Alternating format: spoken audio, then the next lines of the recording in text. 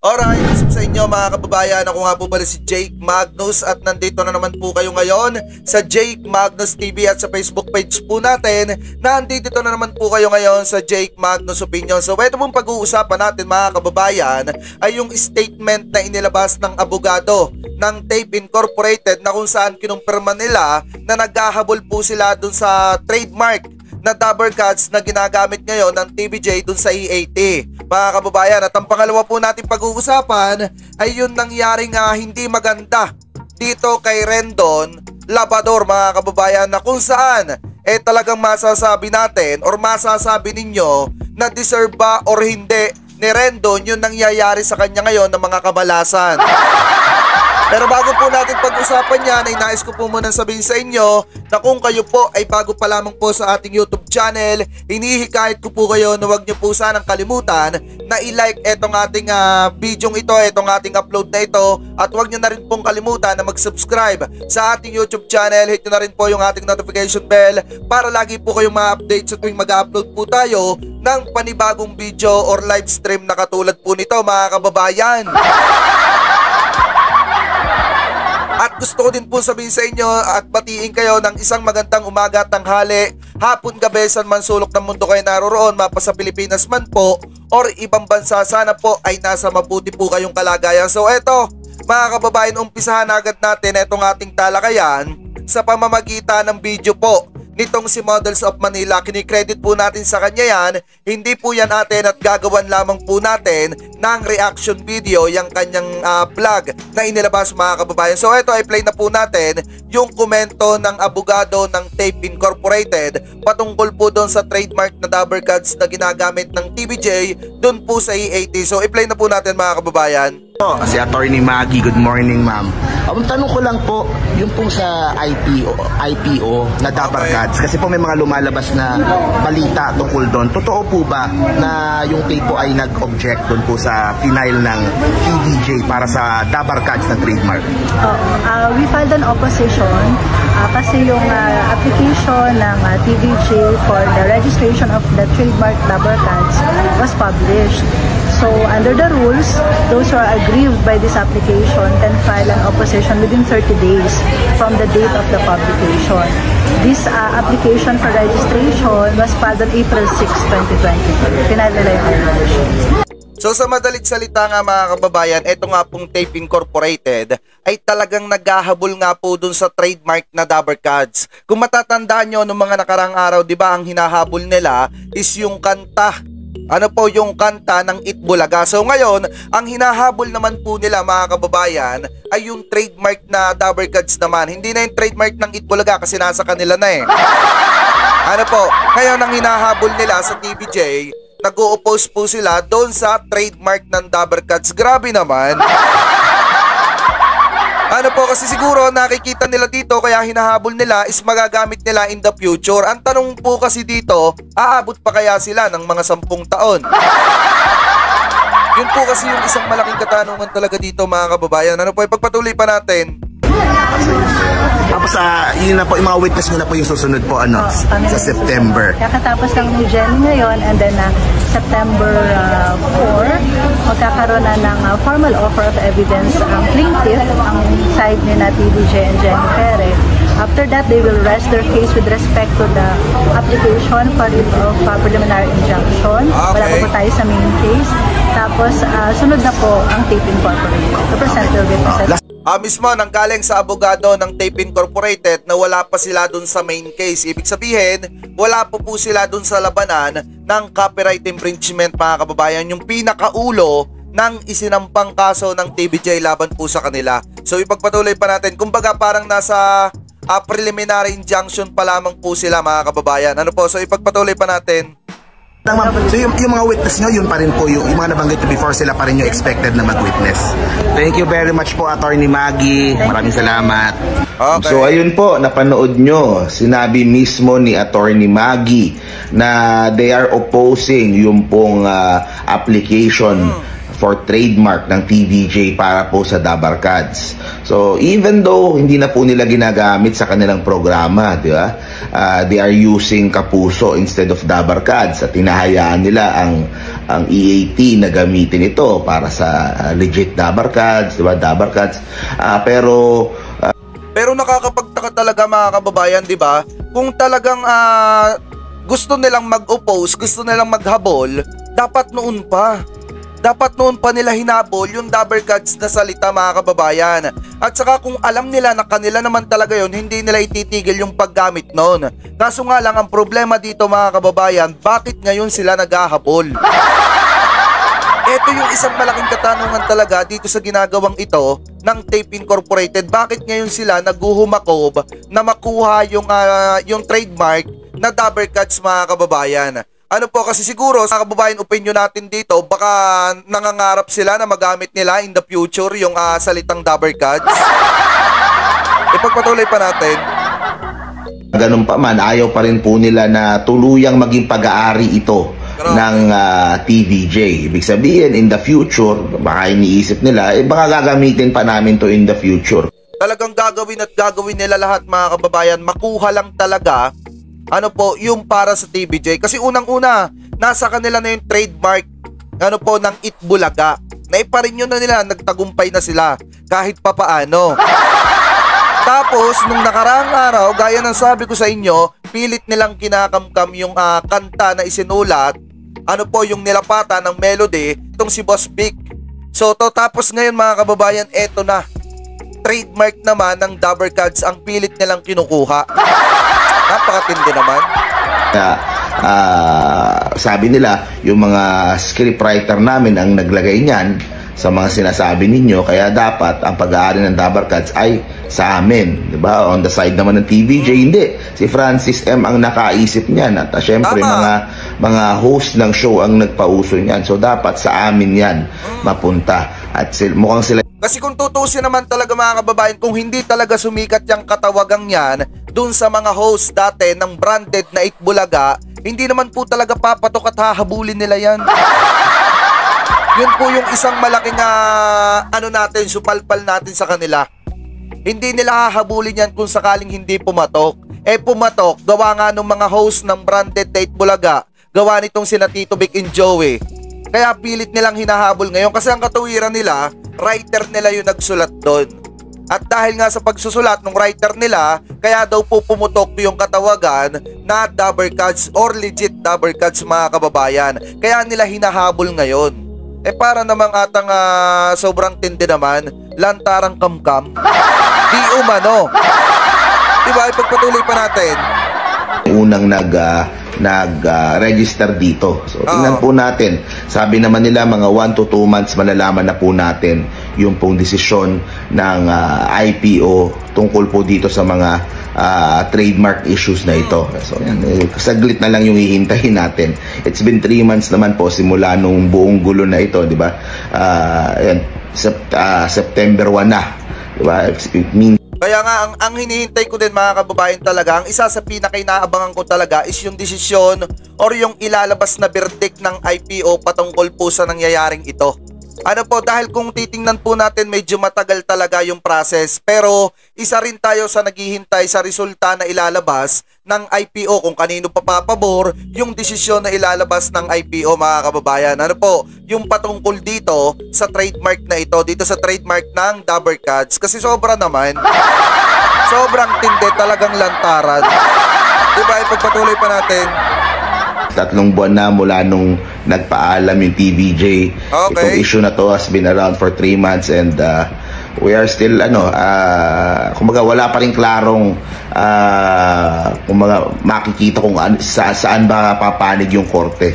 So we'll just have to wait. At least ito September 4 may isasubmit sila Attorney Buko, tapos September 7 ito nang sila Attorney Maggie na, at sinabi nga niya tuloy po yung kanilang mga witness, sila Malucho Afagar, tsaka yung mga iba pang mga witness. So, dagdag issue pa yan, dagdag drama pa yan dito, di ba? Baka mas lalong. Si Ma'am Malucho Afagar mga kababayan, uulitin ko po titistigo po siya laban kay Miss Jenny Pere. Pero parang gano'n na rin naman, parang tumitistigo din itong si Ma'am Malucho Afagar laban po sa TVJ. Pero gaya nga ng sabi natin nung nakaraan, di ba, natalakay natin, na wala daw pong katotohanan na titistigo laban sa kampo ng TVJ itong si Ma'am Malu Chawapagar base po dun sa lumabas na balita ng PEP-PH. Alam ko natalakay natin dito yon mga kababayan at may vlog ako patungkol dyan. So ngayon nakakagulat na magpapatuloy na tumistigo itong si Ma'am Malu Chawapagar laban sa kampo ng TVJ. So ipagpatuloy pa natin kasi si Miss Jenny Pere alam natin nasa kampo ng TVJ yan. Kaya natin nababanggit na kampo ng TVJ mga kababayan. So ipagpatuloy pa natin. Magka-personalan, mas lalong pero yun, ganun pa man, we just have to wait and see po. Sa akin, diba, yung emosyon talagang very high nung simula. Ngayon, medyo nagsisimula ng humupa yung pong emosyon. So, tingnan natin kung baka magkaroon ng mga pag-uusap yan o settlement yan o kung ano man.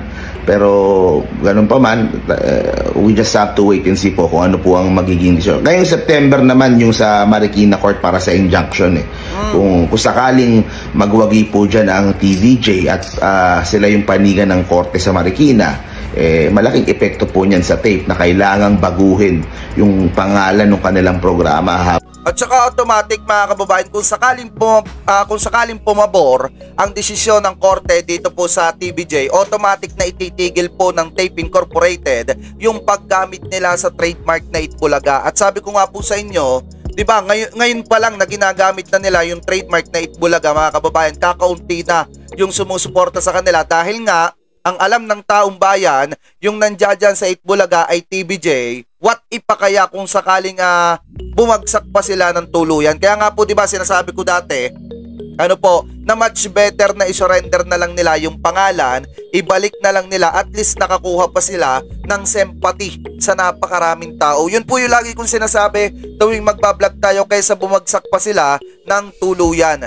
Mga kababayan, surrender na lang nila, ibalik na lang nila yung trademark na pagmamay-ari ng TVJ. So ipagpatuloy pa natin. Tumatakbo itong kaso that could last for years. Diba? So definitely po maapektuhan yung pong kanilang programa po dyan. Tama. And kung sakali namang yung tape naman yung manalo sa injunction, syempre that would, kumbaga, dagdagan na naman yan sa kanila. Okay. Kumbaga, syempre sabihin nila, kinakasuhan nyo kami, hindi naman kayo pinapanigan ng judge, diba? So, kumbaga, dagdag points yun doon sa kanilang argumento, laban po dito sa TVJ. And, yan po sa akin, hopefully, ma-resolve na itong sa trademark, itong sa Marikina. Para sa akin mga kababayan, hopefully, sana maliwanagan ng mga taga-tape na ibalik na lang nila o isurrender na lang nila yung pangalan ng or yung trademark na Itbulaga dito po sa TVJ mga kababayan, para hindi na sila bumagsak pa ng tuluyan. Kasi pagka pumabor talaga yan, automatic yan desisyon ng korte sa TVJ, mapipilitan silang ihinto yung paggamit ng trademark na Itbulaga. At mapipilitan sila magpalit ng bagong pangalan kung kailan huli na ang lahat. Diba kasi sa nangyayari ngayon, sa totoo lang nagagalit na ang taong bayan especially ang binabatikos na, ang binabalikan na ng sambayan ng Pilipino ang Tape Incorporated na. Yung Tape Bulaga na mga kababayan. Ipagpatuloy pa natin. Na copyright hearings, pero yun po, in the end po, you just have to wait and see. So, yan. Simula na ng bagong buwan, ano kaya ang magiging mga pangyayari pa. Alam nyo, ang daming surprises. Ang dami talaga mangyayari. Ngayong buwan na dadating, ngayong September, sabi ko nga po sa inyo, bakbakang ito, ang labanang ito, sa pagitan ng hindi pagkakaunawaan ng TVJ at saka ng Tape Incorporated, aabot pa ito siguro hanggang December. Kasi mga kababayan, biruin nyo, preliminary injunction pa lamang po yung pinaglalabanan pero inabot na ng September. At baka nga hindi pa matapos hanggang katapusan ng September. So ngayon, kapag ka natapos, pagpalagay natin natapos hanggang September 31, yung patungkol dito sa preliminary injunction, magpapatuloy naman dun sa sa iba pang mga kaso katulad ng unfair competition at saka po yung copyright infringement na isinampa po ng TVJ dito sa Tape Incorporated. Biruin nyo kung gaano katagal yung process, yung due process ng ating ng pagsusuri sa mga isinasampang kaso dito sa ating hukuman. Ang tagal. pero sabi ko nga po sa inyo, much better yung may due process. Ipagpatuloy pa natin? nangyayari dito sa issue na to. Biglang merong tapos biglang may mangyayari, tapos ganito naman, tapos yung kabila. Ang daming twists and turns diba? Tapos di natin namalayan 2024 na o tapos yung kontrata ng tape patapos na. So maraming mga twists and turns itong story na to, na talagang that's why very interesting pa rin siya sa mga tao. At syempre ang hiling pa rin ng maraming fans ng TVJ ay mabalik na sa kanila yung pong Eat Bulaga at masettle na ito. Yun lang naman yung gustuhan po nung marami. So, ayan, kanina, kwentuhan din kami ni Atty. Maggie. Mabait si Atty. Maggie. Yun lang masasabi ko. Kasi kung tutusin talaga mga kababayan, in my own opinion, abogado lang kasi si Atty. Maggie ng Tape Incorporated. Dito sa labanang ito, wala siyang kasalanan. Kumbaga siya lang yung tumatayong abogado. Trabaho niya yan trabaho, walang personalan. Siya yung tumatayong abogado ng Tape Incorporated. So kung ano yung sabihin niya doon, pagtatanggol yon sa Tape Incorporated dahil nga trabaho niya yon, mga kababayan. So hindi naman natin siya pinay-personal. Kumbaga, nagbibigay lang tayo ng opinion natin at reaction dun sa mga binibitawang salita or statement nitong si Atty. Maggie base sa kung ano yung opinion natin, mga kababayan. So ipagpatuloy pa natin. Kahit na minsan critical ako sa side nila, sabi ko naman, may respeto naman ako. Di ba? May respeto naman ako sa iyo, sa inyo, tsaka doon sa panig ninyo, di ba? Tama. So, talaga nagkataon lang, nandun ako sa mas naniniwala ako doon sa argumento ng Tito Vic and Joey pagdating sa title ng show, di ba? Pero yun nga, si Atty. Maggie ay kumbaga hindi tumatanggihan pag interviewin natin and natin. So I always try to make her feel na kahit pa paano patas naman tayo, di ba? Kumbaga what they have to say, kung ano yung mga nila, panig nila, na we will report it as well. Kasi syempre naniniwala ako in the end, di ba, ipipresent ko sa inyo, kayo ang bahalang mag-decide kung ano sa tingin nyo yung kung sino sa tingin nyo yung tama at ano sa tingin nyo yung dapat mangyari. So yun guys, thank you very much po. See you po sa next video po natin tomorrow, Friday, September 1 na Pasko na. Merry Christmas sa inyo lahat. Jose Marichan Day. Sana mag-guess si Jose Marichan sa noontime, di ba? Okay mga kababayan, so narinig nyo naman yung mga binitawan salita nitong si Models of Manila, especially yung abogado ng Tape Incorporated na talagang binigyan niyang ng liwanag at binanggit niya naman doon na talagang tunay, totoo na naghahabol ang Tape Incorporated dun sa trademark na Dabber Cat. So ngayon, tingnan natin kung kanino papabor yung korte patungkol po sa mga hinahabol nila or pilit nila, gaya nga nasabi ng taong bayan, pilit nilang kinakamkam. So anyway mga kababayan, punta naman tayo sa next topic natin. Kayo, ano masasabi nyo hingil dito sa video na tinalakay natin ngayon? Maaaring i-comment nyo na lamang po sa ating comment section at huwag nyo na rin pong kalimutan mga kababayan mag-iwan ng like, syempre. So ngayon, punta tayo sa next topic natin. Eto, yung nangyaring hindi maganda kay Rendon Labrador. Kay Rendon Labrador mga kababayan. Sarado na natin yung ating tab. Eto, sarado na natin yan. Buksan natin yung hindi magandang nangyari kay Rendon. Kasi pihado si Rendon ngayon mga kababayan. Kung ako tatanungin nyo, depressed siya ngayon sa mga panahong ito dahil yung isa sa pinagkukunan niya, yung isa sa ginagamit niya na platform para mabatikos yung mga kilalang tao, especially yung katulad ditong si Master Henyo, Joey De Leon mga kababayan, ay talagang na-restrict. Kumbaga nagkaroon ng violation yung kanyang Facebook page. So kumbaga sa madalit salita, etong si Rendon, pinatatahimik na po ng Facebook. So eto, tingnan nyo. Kahit na hindi yan. So eto, tingnan nyo ito mga kababayan. Yan. Sabi dito, ang nakalagay dito sa Facebook mga kababayan, lakihan natin. Yan. 7 days of your post go against our standard of violence and incitement mga kababayan. So may nalabag na violence. Etong si biruin nyo ilan to? 1, 2, 3, 4, 5, 6. Napakadami, 6. So sabi dito nitong si Rendon, August 5 pa yung violation. Bakit ngayon lang kayo naghigpit tapos sabay-sabay pa? Kasi mga kababayan, sa totoo lang, akala nyo ba sa Facebook hindi mahigpit? Mas mahigpit po sa Facebook mga kababayan kapag ikaw na i-report ng kahit 10 tao, automatic violate ka agad. Kaya kung makikita nyo, bihira tayo mag-post or mag-update sa Facebook dahil nga napakahigpit po ni Facebook, ni Meta. Humigpit si Facebook nung si Meta na yung may hawak kay Facebook. So ngayon, tingnan pa natin yung iba pang violation ni Rendon. Eto. Ayan. Kung makikita nyo mga kababayan, nakalagay dito sobrang dami niyang violation. 1, 2, 3. Yung may mga nakalagay na blue ha. 1, 2, 3. 1, 2, 3, 4, 5. 5 violation mga kababayan. Community standard violation yung natamo ni Rendon. Ang nakalagay dito, may galit ba kayo personal sa akin? Piruin nyo ang nangyayaring kamalasan ngayon kay Rendon. Grabe. Deserve pa ba niya to? So ito pa yung isa mga kababayan. Ang sabi naman ni Rendon dito sa isa niyang post, ito. Ang sabi niya dito, lakihan natin. Page is Aris. Meta, gusto mo din talaga i-delete ako sa Facebook. Ano yan, pinagtutulungan nyo ako ni TikTok. Yan yung sabi ni Rendon. Kasi nakalagay dito, page is at risk mga kababayan. So makikita nyo kapag ka nakaread na ganyan, ibig sabihin yan, warning yan. O kaya naman, warning strike. Ibig sabihin yan mga kababayan, si Rendon may nalabag sa communities.